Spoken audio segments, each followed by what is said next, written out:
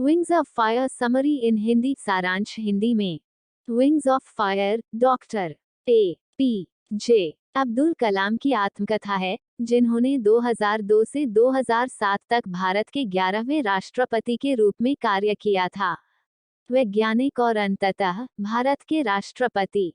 पुस्तक को 4 भागों में विभाजित किया गया है, प्रत्येक में कलाम के जीवन के एक महत्वपूर्ण चरण को शामिल किया गया है।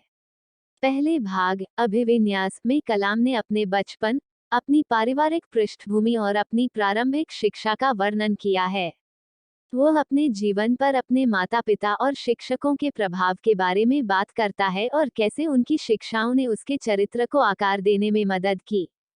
दूसरा भाग सृजन, एक वैज्ञानिक के रूप में कलाम के करियर और भारत के रक्षा और अंतरिक्ष अनुसंधान कार्यक्रमों में उनके योगदान पर केंद्रित है। वह satellite launch vehicle SLV, polar satellite launch vehicle PSLV और अग्नि मिसाइल कार्यक्रम जैसी विभिन्न परियोजनाओं पर काम करने के अपने अनुभवों के बारे में बात करता है। वह राष्ट्र के विकास के लिए वैज्ञानिक अनुसंधान के महत्व पर भी अपने विचार साझा करते हैं।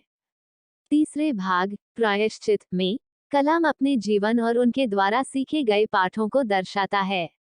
वह आध्यात्मिकता के महत्व, समाज को आकार देने में शिक्षा की भूमिका और नेतृत्व की भूमिका निभाने के लिए युवाओं की आवश्यकता के बारे में बात करता है। वह भारत के भविष्य के लिए अपने दृष्टिकोण को भी साझा करता है, देश को एक विकसित राष्ट्र बनने की आवश्यकता पर बल देता है। अंतिम भाग चिंतन, भारत के राष्ट्रपति के रूप में कलाम के कार्यकाल पर एक प्रतिबिंब है। वह अपनी अध्यक्षता के दौरान अपने अनुभवों, विश्व के विभिन्न नेताओं के साथ अपनी बातचीत और अपने सामने आने वाली चुनौतियों के बारे में बात करते हैं।